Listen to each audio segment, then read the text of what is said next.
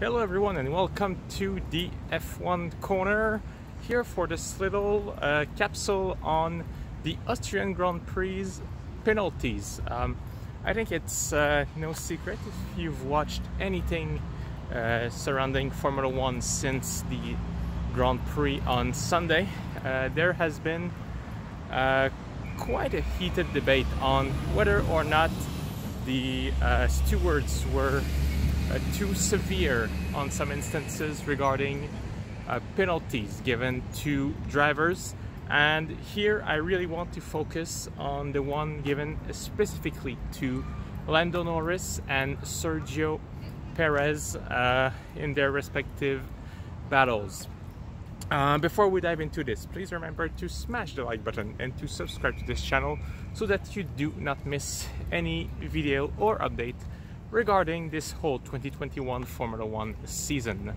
So, just to put everything back into perspective, refresh your mind, penalties were given to both Lando Norris and Sergio Perez for pushing drivers off track during battles at turn 4 and 6.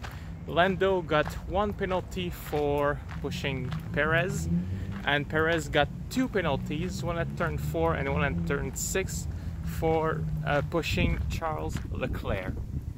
So here I want to split this this video in two parts. First, should the drivers have got their penalties, and two, are the penalties overall too severe in regard to the sanction that they got during the race, but also on their driver's license, because they also got penalty points on their driver's license, meaning they can get closer to a race ban. But let's start with the obvious question that everyone is asking and that everyone wants an opinion.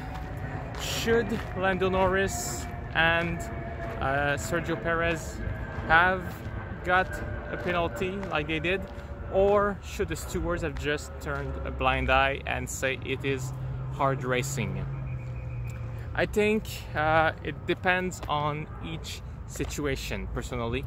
Let's take both instances at turn 4. These are the one where I have the strongest opinion, and we will finish with the one at turn 6, the second one that Perez was penalized for. So at turn 4, beginning of the race, after the restart, after the safety car, Lando Norris and Perez are fighting, arrive at turn 4. They are neck and neck, pretty much on equal ground. Perez goes from the outside trying to overtake Norris, and Norris, on his way turning into the corner, kind of squeezed Perez a little bit too much, and Perez ended up putting one wheel in the gravel and end up in 10th place after losing time that way. And the exact same things happened later in the race. Sergio Perez versus Charles Leclerc. Checo on the inside, Leclerc on the outside. The exact same situation. But fortunately for Charles Leclerc, it was not big impediment, since there was a lot of space between the car behind. But first time when it happened to Perez, when Checo went in the gravel, he said that was not fair racing, and when he did it, well, you have to wonder, if it's not fair racing, why are you doing it? In this specific instance, my personal opinion at turn 4 is that there should not have been penalties for either driver. This is, I think, racing incident and just hard racing. Here's why. They both arrive neck and neck in that turn. If you take the outside line, you assume that you're gonna probably be squeezed in and that there is a risk. For the driver on the inside, when you are neck and neck, if you take a tighter line, it means that you will lose some ground, and let's just take a moment to look at what are the rules in Formula One. The rules are stating that you cannot voluntarily push a driver off track, no matter what, which does make sense. There is also an unwritten rule that if you arrive in a corner and one driver is in front of the other, if the one that is trying to overtake is in front of you, you have to give him space for sure. That is an unwritten rule, but you know, it goes a bit with the fact that you should not push a driver off track. Fine. But in these cases, in turn 4, if you are on the outside, you have obviously a fastest race line at the outside of when you come out of the corner, and when you are neck and neck, if you are on the inside, it is technically a slower line to turn more abruptly into the corner. So in this specific case, saying that you cannot kind of take the actual racing line and by doing so squeezing a driver on the edge and potentially a wheel in the gravel like we saw, means that if you are on the inside and the one with the clear advantage, the one that was in front also, well, you have to concede the position, which, you know, is a bit unfair, because I think it's the one on the outside that should be the one taking the risk, and if it works, it works. If it doesn't, it doesn't. If because you are in the lead and keep the inside means that you absolutely have to lose your position while following a racing line, or actually not following a racing line, while you are technically still a tiny bit in front, I think it does not make sense. And I also want here to bring an example of Fernando Alonso versus George Russell during that same race. At some point during the race, Alonso and Russell were neck and neck. They arrived at turn 4 and Alonso was trying to overtake George and went for a move on the outside, but because it was probably too tight of a move and dangerous to be squeezed in, Alonso decided to back off and not take any risk, and instead waited an extra lap or two and then overtook George Russell. But here you can see that Perez and Leclerc both took risk by going on the outside line, and it did not pay off. But Fernando knew that the risk was not worth it, that there was an actual risk of going into the gravel, and decided to just back off. In both cases, I think we can argue, I think it is hard racing, and in this case, Fernando did what made sense for his race, but also showed that if he had gone for that move and put a wheel on the gravel, well, George Russell probably would have gotten a penalty for pushing him off track, which would have also probably been a big downer for everyone. So in these cases at turn 4, I think it was hard racing and you should let them race. Turn 6, the second one that Checo got for pushing Leclerc off, this one penalty was probably deserved, for the only reason that Perez suffered from oversteer, made a correction, and you can see it from the onboard, and by making that correction shoved Charles Leclerc off track. And in this case, this is a driver mistake that happened to be a somewhat dangerous one because it risked causing a collision, and then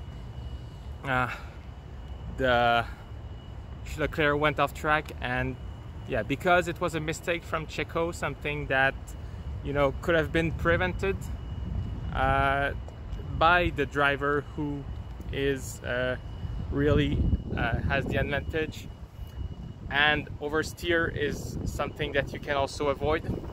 I think this one deserved a penalty. Now let's go back and let's say, okay, well, they all have their penalties now, but are the penalties too severe? The penalties that they all got were 5 seconds added to their race time. In the case of Perez, it meant that he lost his 5th place at the end of the race, and Carlos Sainz took it. But also, for each penalty, there was 2 points deduced from their super license. The rules say that you have 12 points on your super license, and a different amount is deduced depending on some infringement that you make, and if you fall down at 0, you have an automatic race ban. Here, Lando got 2 penalty points, and this brings his total to 10 points, meaning that one more offense could see him get a race ban, but by the British Grand Prix I think he's gonna go down at 8, so should be good. But for Perez, 2 times means that he's got 4 points deduced from his super license. His total is at 8, meaning that maybe 2 offenses and he's got a race ban. And for Checo, his total is not gonna go up again until November, so he has to drive very carefully until pretty much the end of the season. So are those penalties too harsh? In case that, you know, it was not actual dangerous driving, voluntary dangerous driving, I think it somewhat is in the case of hard racing. They already got 5-second penalty during the race. That in itself can influence the result, as we saw with both Norris and Perez actually, because Norris finished behind Bottas by less than 5 seconds, and Perez had to give his 5th place to Carlos Sainz. So the fact that you give already a penalty during the race is already a big impediment to your result, but also the fact that you remove 2 points for an offense that was not really dangerous driving. This is where we have to draw a line somewhere. I think, you know, those penalty points should be reserved only for actual dangerous driving. For example, speeding in the pit lane, or, you know, speeding through the pack of car while coming back on track and almost causing a crash, you know, like we saw for Romain Grosjean a few years ago, or Vettel and Stroll in Monza also. I think it was in 2018, maybe 2017 or 18, I'm not sure, maybe even 2019. But yeah, actual dangerous driving. If you just commit a minor infringement that is not putting anybody's safety in jeopardy, you should, yes, get the penalty during the race. I absolutely agree to that, during the race, or grid penalty if it is before qualifying, something like that. Totally agree. But for just hard racing, I think there is a line to draw. We can also look at the penalties that Yuki Tsunoda got for crossing the white line at the entry of the pit lane. You know, it was like, what, 3 meters maybe, that he was just a little bit too much on the left, and it is not in a way that was dangerous. He was entering the pit lane, no other cars were there, and there's no way that it could have been dangerous like that, and he still got penalty points for each of these infringements. And again, I think there's no reason for that. It's not like crossing the white lines as other cars are coming in and you know, potentially having them ram in your back. far from it. Or Giovinazzi undertaking under the safety car, but it was while going into the pit lane, so it was not, technically it was not his fault, because Alonso was taking the outside line, which was the actual corner, and the pit lane entry is just, you know, a tighter corner, meaning that while entering you might actually overtake because you take a shorter line, but it's not an actual overtaking. You're going into the pit. So, you know, there is a line to draw here. I think the penalties given to Perez and Norris should not have been for the turn 4 at least, and that they were slightly too severe when you put everything back into perspective. This is a debate, of course, that we will keep hearing about in the future. I think drivers will probably bring it up at the next driver briefing, you know, to get some clarity on what is permitted, what is not. And I'm also pretty eager to hear what's gonna happen in the future about that. Thank you for watching, everyone. I hope you enjoyed this. Remember to smash the like button and to subscribe to this channel so that you do not miss any update regarding this 2021 Formula 1 season and even more. And I will see you again pretty soon. Remember, in 2 weeks is the British Grand Prix with the special sprint racing sprint qualifying format that we are gonna try. Thank you for watching and see you next time, guys.